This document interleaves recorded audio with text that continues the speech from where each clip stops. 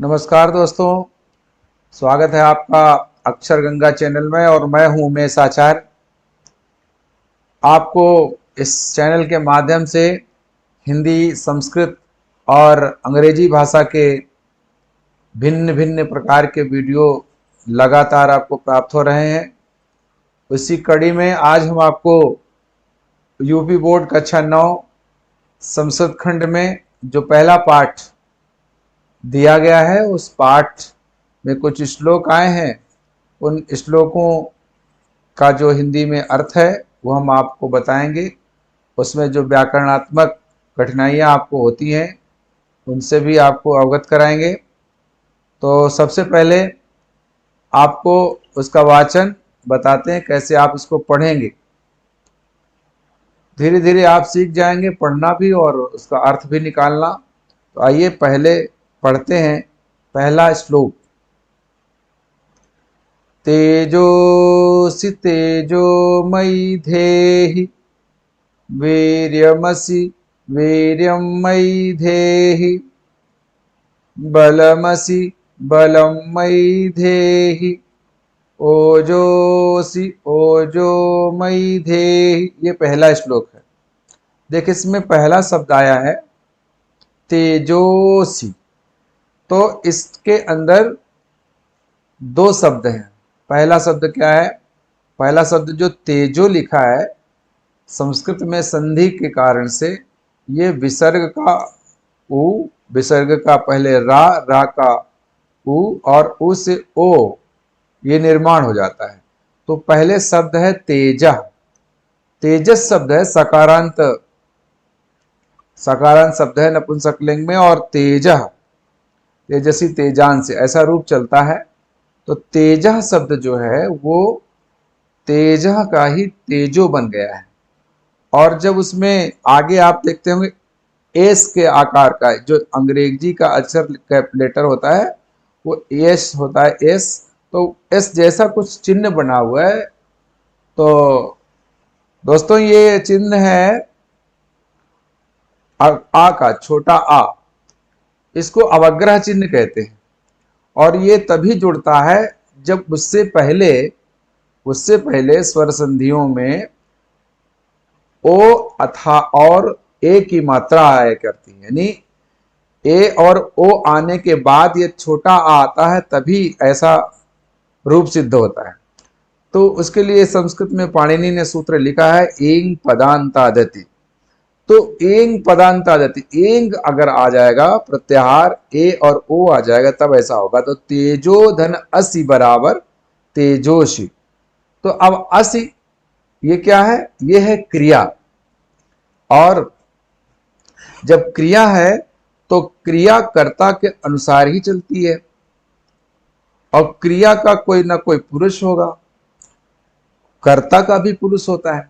आप पिछली कक्षाओं में आपने सीखा होगा कि अनुवाद करते समय हमें कर्ता का पुरुष और क्रिया का पुरुष एक ही रखना होता है, नहीं तो अनुवाद गलत हो सकता है। तो कर्ता का पुरुष और क्रिया का पुरुष, कर्ता के भी 3 पुरुष होते हैं, उसी तरह से क्रिया के भी 3 पुरुष होते हैं। तो कर्ता का कौन कौन सा पुरुष होता है तो आप जानते होंगे, प्रथम पुरुष, मध्यम पुरुष और उत्तम पुरुष। तो प्रथम पुरुष, मध्यम पुरुष, उत्तम पुरुष में से अगर हम मोटे तौर पर आपको जानकारी दें, अगर आपको बहुत जानकारी नहीं है तो इतनी बात आपको ध्यान रखना है कि मध्यम पुरुष के कर्ता होता है तुम। तुम अब एक है तो तुम कहेंगे, 2 लोगों के तुम दोनों हो जाएगा, और ज्यादा है तो तुम सब हो जाएगा। उसके लिए शब्द आया है त्वम, युवाम और यूयम। तम, युवाम, यूयम। और फिर उत्तम पुरुष आता है अहम, आवाम, वयम, मैं, हम दोनों, हम सब। संस्कृत में इस बात का जरूर ध्यान रखना कि जब भी पुरुष की बात आती है तो जितने कर्ता हैं, कि तुम और मैं को छोड़कर, यानी त्वम और अहम, त्वम युवाम यूयम, अहम आवाम वयम, अगर इनको निकाल दिया जाए एक तरफ तो शेष सभी कर्ता प्रथम पुरुष में होते हैं। तो स्वाभाविक सी बात है कि और सब शब्द प्रथम पुरुष में ही आएंगे। तो अभी इसमें जो शब्द आया है असि, तेजो और असि, तो असि ये किस लकार में है? तो लट लकार में, वर्तमान काल में। तो आप एक सूत्र याद करेंगे, एक ट्रिक है, ती तह अंति, सी थह था, मी वह मह। अनुवाद करते समय इसका ध्यान रखेंगे, अगर ती लगा है तो इसका मतलब ये प्रथम पुरुष का एक वचन, तह लगा है तो प्रथम पुरुष का द्विवचन, अंति अगर जुड़ा है बाद में तो प्रथम पुरुष का बहुवचन। ऐसे ही सी था मी वह म। तो आप देखेंगे सी कहाँ आ रहा है? ये बीच वाली लाइन में आ रहा है, मध्यम पुरुष में आ रहा है। तो मध्यम पुरुष का एक वचन सी जोड़ने से ही आपका काम चल जाता है।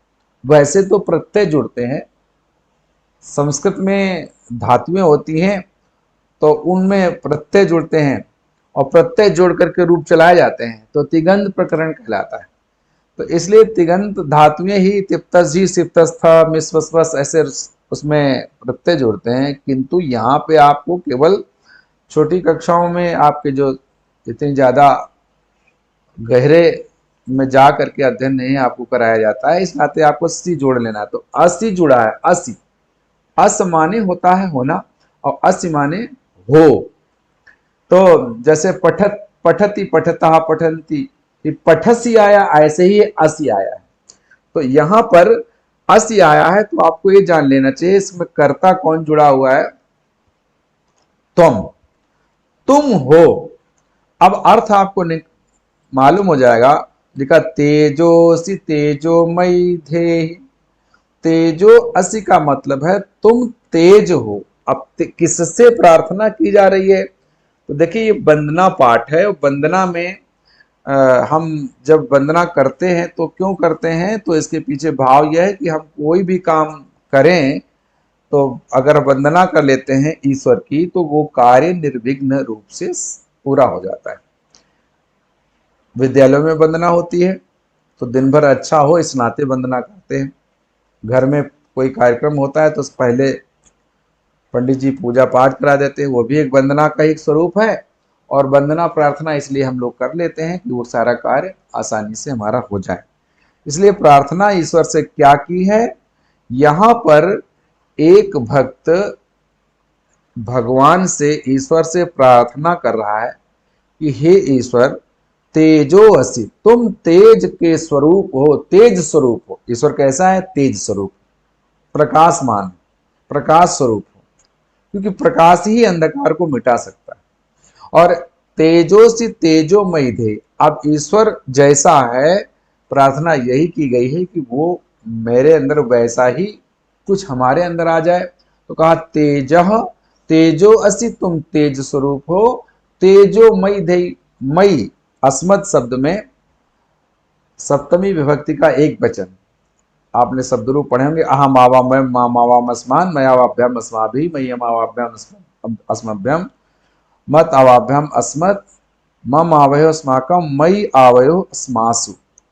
तो सप्तमी विभक्ति के एक वचन में मई आता है और सप्तमी का चिन्ह होता है कारक चिन्ह में और पर। तो यहां मई आया है तो कहा मुझमें, मुझमें धे ही, यहां लोट लकार का प्रयोग किया गया है। जैसे दा धातु है तो दे ही बन जाता है, ध्री धातु है तो दे ही बन जाता है। तो धारण कराओ, स्थापित कराना।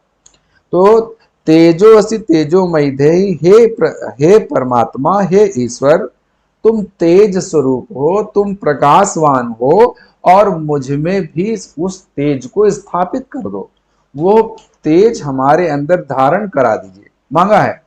और फिर ऐसे ही प्रत्येक पंक्ति में आगे दूसरा गुण ईश्वर का क्या बताया है?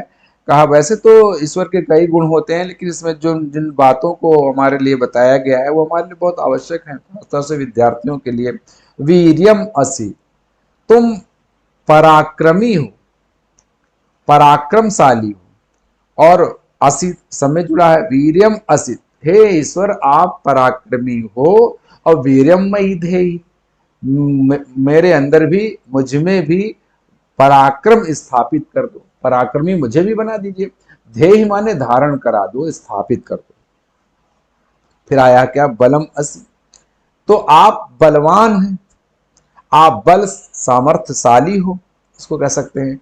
भाई ईश्वर में पराक्रम होता है, कि पराक्रम और बल दोनों में अंतर होता है। इससे पहले जो शब्द आया है वो वीर्यम शब्द आया, तो पराक्रमी व्यक्ति नहीं आती है। जैसे बल तो होता है, हाथी के पास, हाथी देखा होगा आपने, हाथी बहुत बलशाली होता है, बड़ा होता है, कितनी ताकत होती है हाथी में, लेकिन उसके अंदर वो जो पराक्रम होता है वो सिंह की अपेक्षा बहुत कम हो जाता है। और सिंह शरीर में उतना बलशाली नहीं है, किंतु वो पराक्रमी होता है, इसलिए वो जीत जाता है, वो हमेशा आगे रहता है। तो जो पराक्रमी व्यक्ति होता है उसी के बल का प्रयोग सही से हो पाता है। नहीं तो बल कितना भी हो, आदमी बहुत सारा मोटा हो, बहुत सारा वजन हो, लेकिन स्फूर्ति नहीं है उसके अंदर, पराक्रम नहीं है, तो फिर वो कोई कार्य नहीं कर सकता। इसलिए पराक्रम की बात पहले की है और कहा हे ईश्वर आप पराक्रमी हो, मेरे अंदर भी वो पराक्रम स्थापित कर दो। तीसरी बात कही है कि आप बलशाली हो, सामर्थ्यशाली हो, तो मेरे अंदर भी बल स्थापित करा दो, मुझे भी बल प्रदान कर दो, बल दे दो। बात तो वही है, लेकिन ध्येय का तात्पर्य, ध्येय का मतलब है धारण कराओ, स्थापित करा दो, मांगा है। और अंत में लाइन लिखते ओजोसी। अब आपके अंदर बल भी है और वीरम पराक्रमी भी है, आप पराक्रम करना जानते हैं, किंतु ओज नहीं है। ओज का मतलब होता है उत्साह, मन के अंदर करने की वो बात ही, भावना ही नहीं जगती है कि लाओ मैं ऐसा करूं। तो क्यों? क्योंकि सिंह को भी पराक्रम करना पड़ता है, उत्साह दिखाना पड़ता है, नहीं तो नहीं सुप्तस्य सिंहस्य प्रविशन्ति मुखे मृगाः। तो कहा उद्योगिनम पुरुषम उपैति लक्ष्मी। बहुत सारी सूक्तियां कही गई हैं संस्कृत में, और उसी तरह से बहुत सारे श्लोक भी कहे गए। तो अपने आप सिंह को पराक्रम दिखाना पड़ता है, ओज उसके अंदर होगा तभी तो दिखाएगा, इसलिए उत्साह होना जरूरी है, किसी भी काम के लिए उत्साह होना जरूरी है। इसलिए कहा ओजो, आप ओज स्वरूप हैं, मेरे अंदर भी ओज स्थापित कीजिए। चार बातें ध्यान रखिए। पहली बात, पहली पंक्ति में क्या कहा, आप तेज स्वरूप हैं, मुझ में भी तेज स्थापित कर दो। आप पराक्रमी हैं, मेरे अंदर भी पराक्रम स्थापित कर दो। तीसरी बात कही है कि आप बलवान हैं, सामर्थ्यशाली हैं, बल मुझ में धारण करा दीजिए। और आप ओज स्वरूप है, उत्साह से संपन्न है, मुझको भी उत्साह से संपन्न कर दीजिए, उत्साह स्थापित कर दीजिए। आप वाकई कैसा भी बना सकते हैं, सबका मतलब एक ही होगा। तो ये पहला। अब पहले श्लोक में अगर आप प्रश्नों की दृष्टि से देखेंगे तो कितने प्रश्न बन सकते हैं। तो देखिए पहले में तेजोसी, अब भक्त ईश्वर, ईश्वर से मांग क्या रहा है, तो कहा कि ईश्वर से मांग रहा है तेज, तेज मांग रहा है, पराक्रम मांग रहा है, बल मांग रहा है और ओज मांग रहा है। और इसमें आप देखेंगे प्रश्न बनाए जाते हैं, तो प्रश्नों में आया है कि पहले श्लोक में प्रथम श्लोके भक्तः ईश्वरम या ईशम किम याचते, क्या या मांग रहा है। तो देखिए प्रथमे श्लोके भक्तः किम याचते, तो किम किम याचते, तो चार पांच चीजें, तेजः वीर्यम बलम ओजः च याचते, ऐसा लिख सकते हैं कि तेजः वीर्यम बलम ओजः च याचते। तो चार बातें, चारों बात इसमें कही गई है। और कहा कि ईश्वर कैसा है, तो उसमें बहुत सारी, ईश्वर तेज स्वरूप अस्ति, ईश्वर वीर्यम स्वरूप अस्ति, बल स्वरूप अस्ति, ओजस स्वरूप अस्ति। इतने प्रकार से प्रश्न आप बना सकते हैं। अगला श्लोक है, आप इसको भी देखेंगे, मैं पढ़ के आपको बता रहा हूं। असतो मा सद्गमय तमसो मा ज्योतिर्गमय मृत्युर्मामृतम गमय। तो आपको ध्यान में आया होगा यहाँ पे असतः, असतों का असत, पहले जैसे विसर्ग का ओ बन जाता है उसी प्रकार से असत शब्द का असतः हो गया, और मां सद गमय, इतने शब्द आए हैं। तो असत माने होता है बुराई, तो असत माने बुराई, सत का असत बनता है।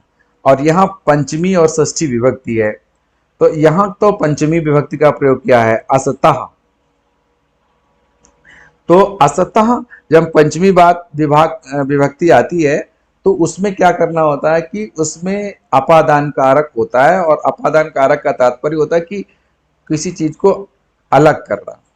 तो यहां कहा बुराई से, अपादान में चिन्ह होता है से, या से कहां पर, अलग करने के अर्थ में। से दो जगह होता है, एक तो करण कारक तृतीय विभक्ति में, दूसरा होता है अपादान कारक पंचमी विभक्ति में। यहां अपादान का प्रयोग किया है, षष्ठी पंचमी एक ही शब्द होगा, असतः असतः।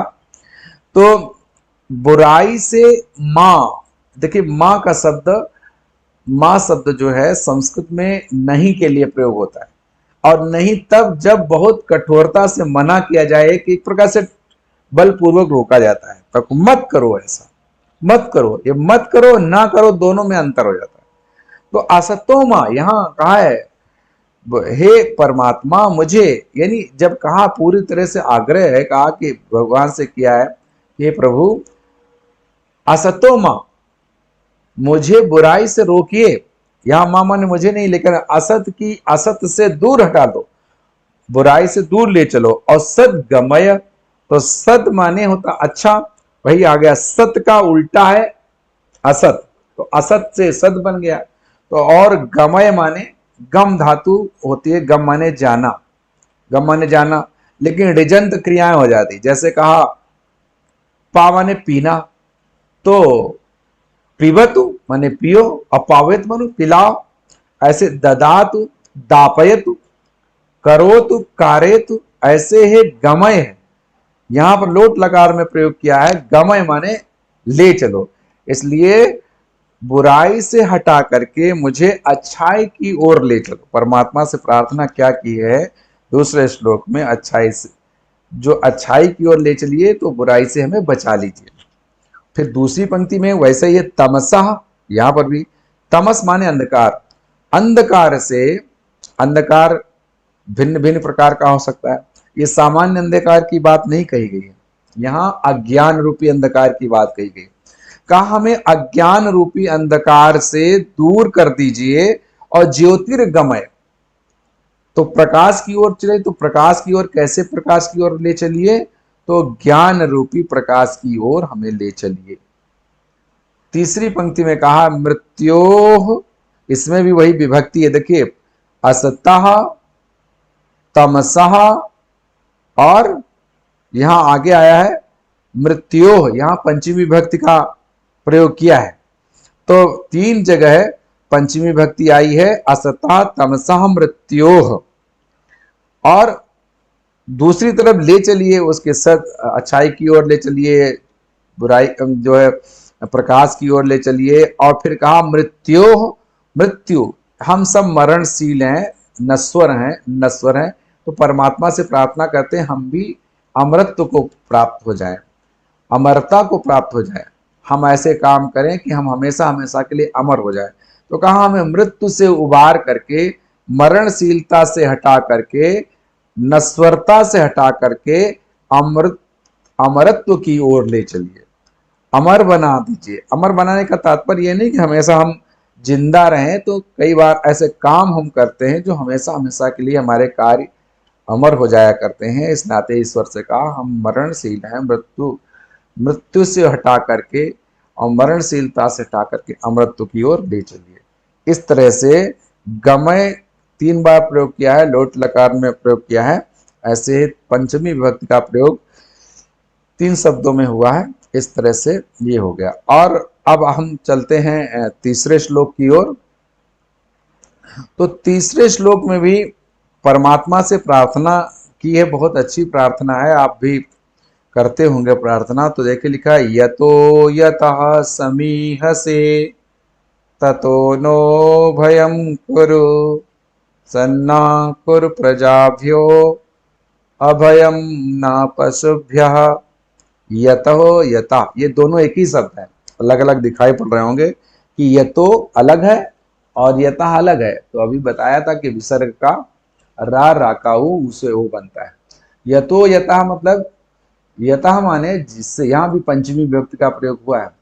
कहा जहां जहां से, जिस जिस से, समीह से, यह भी मध्यम पुरुष की क्रिया है और एक वचन में प्रयोगी, जिस जिस से आप चाहते हैं, हे परमात्मा, हे ईश्वर, आप जिस जिस से चाहते हो, ततः, तथा माने उससे, जिस जिस से चाहते हो उस उससे, नो माने संस्कृत में नो माने नहीं भी होता है और नो माने हमें भी होता है। अस्मद शब्द में जब आप रूप पढ़ते हो तो 3 जगह द्वितीय चतुर्थी षष्ठी में आता है मे नौ न, तो मे नौ न, तो नो शब्द है न से आया, न से नो बन गया, विसर्ग का ऊ हो गया, ओ का ओ हो गया। तो हमें क्या कर दो, अभयम कुरु, अभय, जिसको भय ना हो, तो जब भयम नास्ति अभयम, तो भय नहीं है, तो कहा निडर कर दीजिए, अभय कर दीजिए। अभय किससे कर दो, जिस जिस से चाहते हो। पता चलता है हमको जिस चीज डर लगता है, अगर मानो पशुओं से डर लगता है तो जरा पशुओं से हमें निडर बना दीजिए। हमें यदि किसी पक्षी से डर लगता है, किसी व्यक्ति से डर लगता है, मनुष्य से डर लगता है, जो जो भी हमारे डरने की चीजें हैं, हमें परीक्षा से डर लगता है तो हमें परीक्षा से डर, हमें किसी पढ़ाई से डर लगता है तो पढ़ाई से निडर बना लो, हमें डर ही ना लगे। और इसलिए कहा यतो यतः समय से, जिस जिस से चाह, हाँ आप, क्योंकि ईश्वर को तो सब पता होता है कि हमें कहाँ कहाँ से डर लगेगा, तो जिस जिस से, हमें छिपकली से डर लगता तो छिपकली से डर बना दो। तो जहां जहां से, जिस जिस से चाहते हो उस से हमें निडर बना दो। और कहा सन्नह, सन, सम और नह, 2 शब्द जुड़े हैं, सम और नह। तो सम और नह, नह माने हमें, सम माने कल्याण, हमारा कल्याण करो, किससे, और हमारा कल्याण करो, तो यहां आ गया है प्रजाभ्या। तो अपने को तो कहा एक हमारी प्रजा का कल्याण करो। प्रजा हम सब जो सृष्टि है, जितनी भी सृष्टि प्रकार की मानवीय सृष्टि है, सामान्य रूप से इसी को प्रजा कहते हैं। तो ये जो प्रजा है, सृष्टि है, इसका कल्याण करो। अभयम न पशुभ्य, और पशुओं का भी कल्याण करो, पशुओं को निडर कर दो। अभयम शब्द प्रयोग किया, अभयम न, पशुओं को भी डर ना लगे। देखिए पशु भी डरते हैं दूसरों से, लेकिन ऐसा कर दो कि एक तो हमें कहीं से भी डर ना लगे, प्रजा का भी कल्याण हो जाए, और साथ साथ में पशु भी किसी से डरे ना, स्वतंत्र होकर के, स्वच्छंद होकर के विचरण कर सके। आपने सुना होगा पहले आश्रम हुआ करते थे ऋषियों के, वहां पर गाय और शेर सब एक ही घाट पे पानी पिया करते थे, कोई किसी से डरता नहीं था। तो ऐसी निडरता पशुओं में भी आ जाए, ऐसा हम हे प्रभु चाहते हैं। तो आज के ये 3 श्लोकों में यदि आपको ये पसंद आए हो, इनका अर्थ समझ में आया हो, तो आप हमारे कमेंट बॉक्स में जाकर के, हमारे चैनल में जाके और कमेंट बॉक्स में जाके जरूर हमें कमेंट्स करें। अच्छा है तो आप जरूर लाइक करें, और हमारे चैनल को अभी तक अगर सब्सक्राइब नहीं किया है तो सब्सक्राइब करें। आगे आपको कौन से वीडियो चाहिए उस पर जरूर हमें सुझाव दें, हम उन सुझावों की ओर जरूर ध्यान देंगे और लगातार वीडियो आपको हम प्रोवाइड कराते रहेंगे, मिलते रहेंगे। आज के लिए बस इतना ही। नमस्कार।